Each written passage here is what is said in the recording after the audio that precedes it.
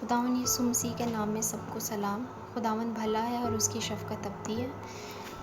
ہمارے لیے آج کا کلام ہے مقدس یوحنا کی انجیل، اس کا 15 باب اور اس کی 7 آیت۔ اگر تم مجھ میں رہو اور میری باتیں تم میں رہیں تو جو کچھ تم چاہتے ہو مانگو، وہ تمہارے لیے ہو جائے گا۔ آمین۔ ہم اسی آیت کو ایک بار دوبارہ پڑھیں گے۔ اگر تم مجھ میں رہو اور میری باتیں تم میں رہیں تو جو کچھ تم چاہتے ہو مانگو، وہ تمہارے لیے ہو جائے گا۔ آمین۔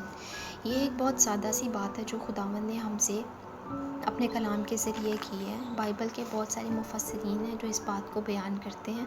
وہ کہتے ہیں کہ یہ ایک بلینک چیک کی طرح ہے جو خدا نے ہمیں دیا ہے، اور یہ ہم پہ ڈیپینڈ ہے کہ ہم نے اس کو کس طریقے سے ریسیو کرنا ہے، اسے کس طریقے سے اس کی نعمتوں اور برکتوں کو حاصل کرنا ہے۔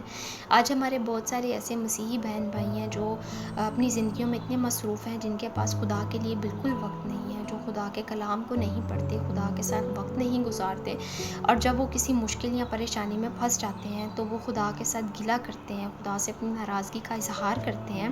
بالکل اسی طرح اسی چیپٹر میں ایک اور جگہ پر خداوند نے بیان کیا ہے کہ انگور کا حقیقی درخت میں ہوں اور تم میری ڈالیاں ہوں، جو مجھ میں قائم رہتا ہے میں اس میں قائم رہتا ہوں۔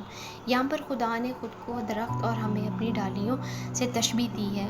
جس طرح سے درخت کی ڈالیاں اس کے ساتھ جڑی رہتی ہیں، اس کے ساتھ منسلک رہتی ہیں، تو وہ ہری بھری رہتی ہیں اور بہت سارا پھل لے کر آتی ہیں۔ اسی طرح سے اگر ہم بھی خدا کے ساتھ جڑے رہیں گے، اس کے ساتھ منسلک رہیں گے، تو ہم بھی انہی ہری ڈالیوں کی طرح بن جائیں گے، اور ہماری زندگی کبھی مایوسی یا پریشانی میں نہیں رہے گی، بلکہ ہم بہت سارا پھل بنائیں گے۔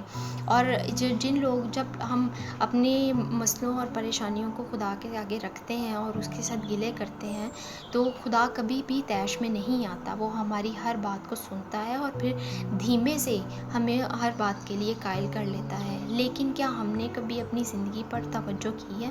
کیا ہم نے کبھی اس بارے میں سوچا ہے؟ کیا ہم کبھی چرچ گئے ہیں؟ کیا ہم نے کبھی محبت سے خدا کے کلام کو کھولا ہے؟ کیا ہم اسے جانتے ہیں جو ہم اسے ناراضگی کا اظہار کرتے ہیں؟ پہلی بات، ہم نے یسوع میں قائم ہونا ہے۔ اگر آج بھی ہم اپنے گناہوں میں مبتلا ہیں، ہم نے اپنے گناہوں سے توبہ نہیں کی، تو اس نے آج بھی ہمیں یہ موقع دیا ہے کہ ہم اپنے گناہوں سے توبہ کریں، ہر گناہ کا اقرار کریں اور اس کے لہو کو اپنے اوپر مانگ لیں۔ جو فدیہ اس نے آپ کے اور میرے لیے دیا ہے اسے قبول کر لیں، اور مسیح یسوع کو اپنی زندگی کا بادشاہ مان لیں، اور دیکھیں کہ خدا کس طریقے سے ہماری زندگی میں بڑے بڑے کام کرتا ہے۔ خداوند کا کلام ہمارے لیے امید سے بھرا ہے۔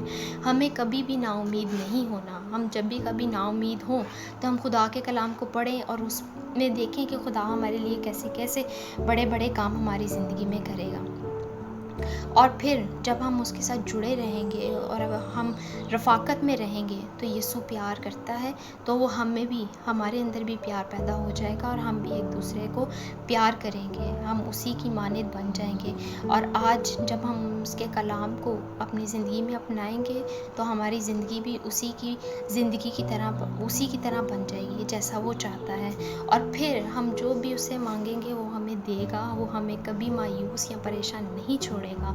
اسی لیے آپ سب سے یہی درخواست ہے کہ آپ زیادہ سے زیادہ کلام کو پڑھیں، خدا کے ساتھ وقت کو گزاریں، خدا جو چاہتا ہے اس کو اپنی زندگی میں اپنائیں، اور دیکھیں کہ خدا کس طریقے سے ہماری زندگی کا استعمال کرتا ہے اور کس طریقے سے ہمیں اپنے ڈھیروں برکتوں اور نعمتوں سے نوازتا ہے۔ اور یہ بلینک چیک اسی وقت ہمیں ملے گا جب ہم خدا کو اپنا آپ دیں گے، اس کے کلام کو پڑھیں گے، اس کی ہر چیز کو اپنائیں گے۔ ہم جب تک خدا کے ساتھ نہیں چلیں گے نعمتوں اور برکتوں کو نہیں پا سکتے۔ آج کے کلام کے ذریعے سے یہی ہے کہ ہم سب کو خدا کے کلام کو پڑھنا چاہیے اور خدا کے ساتھ وقت گزارنا چاہیے۔ یہی میری آپ سے سب سے درخواست ہے، اور میرا یہی امید ہے کہ میرے آج کے کلام کے وسیلے سے خدا آپ کو بہت زیادہ برکت دے گا۔ آمین۔